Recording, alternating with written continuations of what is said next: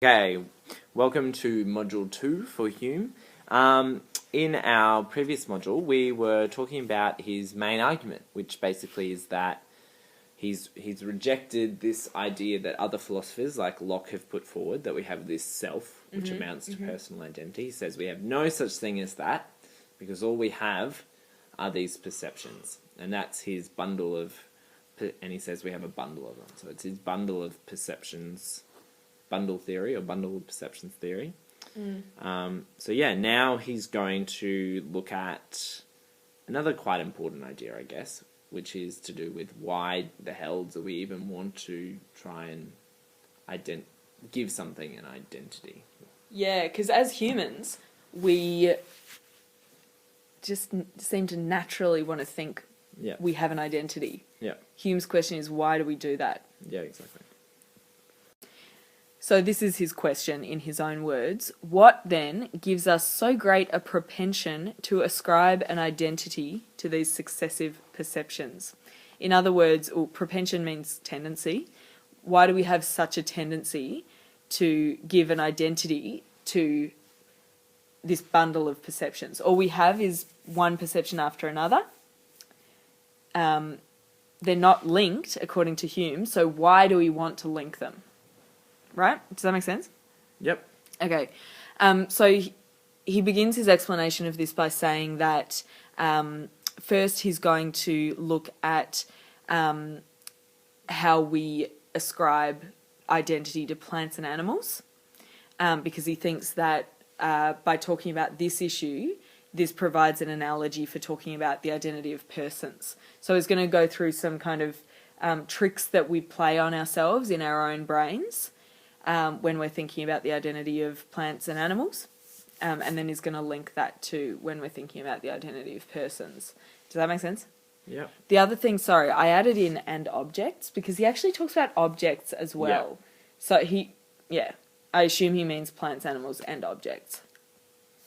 All right, here Hume sets up a distinction between these two key terms. What are they, Timothy? Identity and diversity. Yeah. So identity, he says, is the idea of an object that remains invariable and uninterrupted through a supposed variation of time. So that's exactly how Locke defined identity as well. Yeah. Identity is when something stays the same over time. Yeah. Yep. Cool. The opposite of that is diversity. Because so in general life we talk about diversity like cultural diversity, like a lot of different cultures, you know. So diversity means being different, you know. So Hume defines diversity as several different objects existing in succession. Succession, if you didn't already know, means one after another. So several different objects existing one after another and connected together by a close relation. So they might have a relationship to each other, but they're still different things. So in the top dot point here, Hume says, "'Tis certain that in our common way of thinking, identity and diversity are generally confounded with each other." Does anyone remember in Harry Potter when Hermione uses the confundus charm? No. Yeah. So confundus, it's called the confundus charm because it confuses you. It's a confusing charm. So to confound means to confuse. There you go, vocabulary. So he's saying that usually humans actually get confused between when something has an identity, it's identical, and when it's actually diverse, when it's different. Right?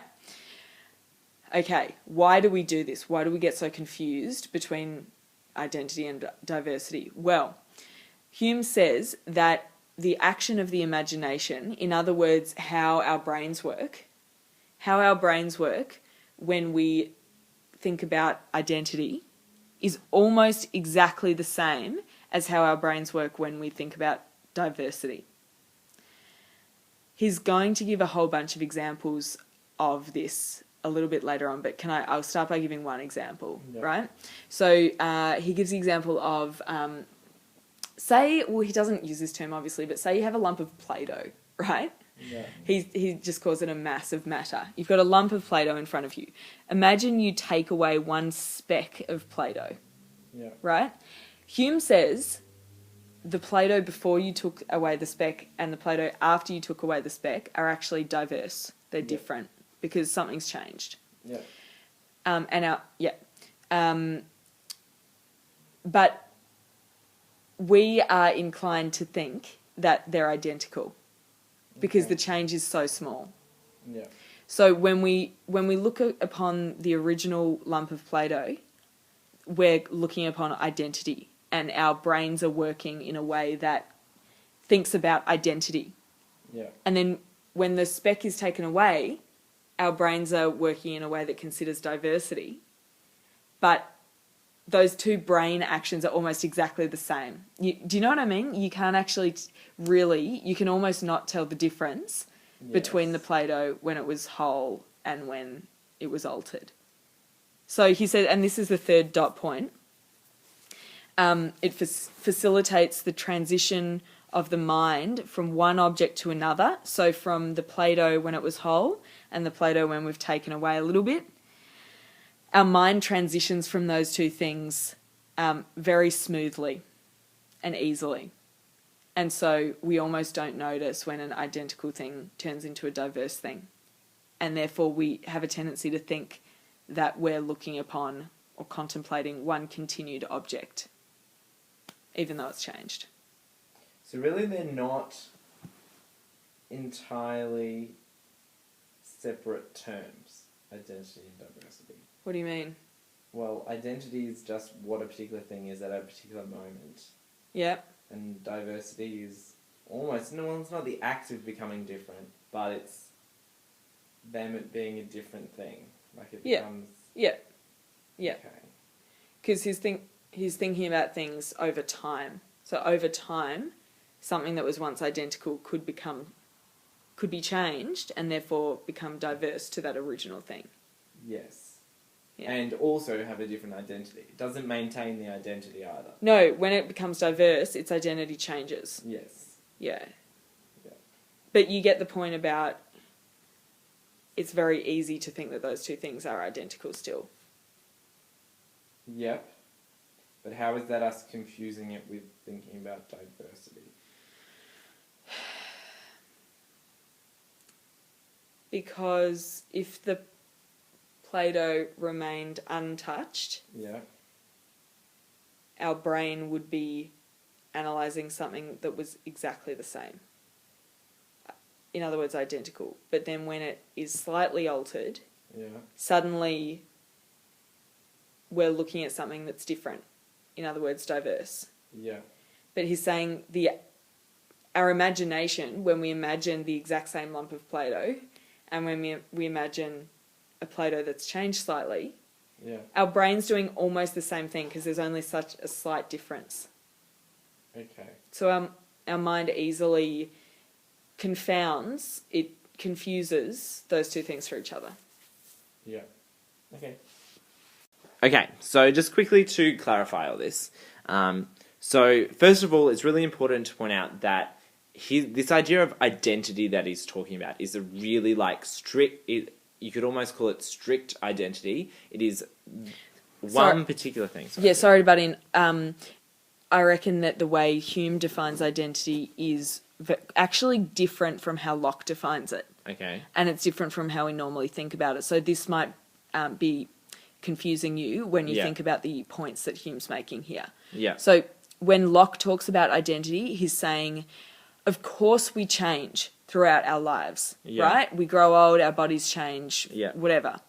But there's something, our identity is what connects us over that time, right?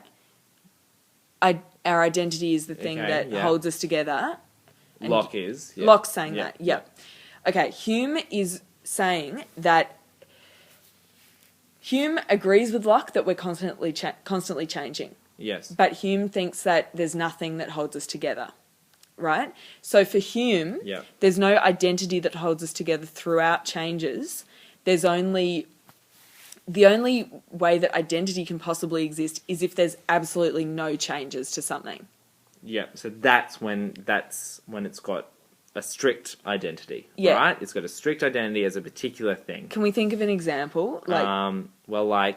if you've got a pen sitting in front of you, Yeah. okay, and that pen just sits there, is that pen? Well, I think you'd have to freeze time for Hume to make something identical. Okay, so, and then what he actually means by diversity is, and this is what he means like when he's saying we're confusing the thinking about it.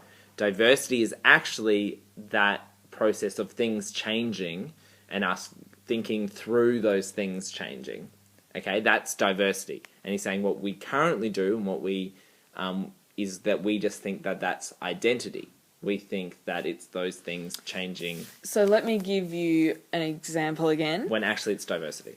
Yeah. So Tim, I met you about 18 months ago. Mm-hmm. And maybe at that exact moment that I met you, if we could freeze time, that would have been Tim. Yeah. Tim had an identity in that one moment. Yeah. Because he was not changing at all. Yeah. But as soon as time starts to play out, there's a million different Tims, according to Hume. There's no... Your identity is constantly changing because you're constantly changing. Yep. Yeah. All right, that's the example. But, for Locke, you had an identity throughout all that time. But Hume is saying, no, it's just like a thing that's constantly changing. There's nothing that holds it together. And then Hume says that when I think about you frozen in time, that one Tim, the thought that I'm having is very similar to when I think about you over time. You look very similar. You act in a very similar way. Yeah. You know? So it's easy to assume that all the different Tims have the same identity as that one Tim. Yeah. That's what he means by confusing identity and diversity. Okay. Yeah. Wow, so that is a super difficult thing to get your head around, isn't it? Timmy? Yes, it is bloody horrible. We've been struggling. Anyway, the next point that Hume makes is that, okay, so we do this thing where we get tricked by our own brains into thinking that different things, diverse things, are actually this one same thing. Yep? Yeah.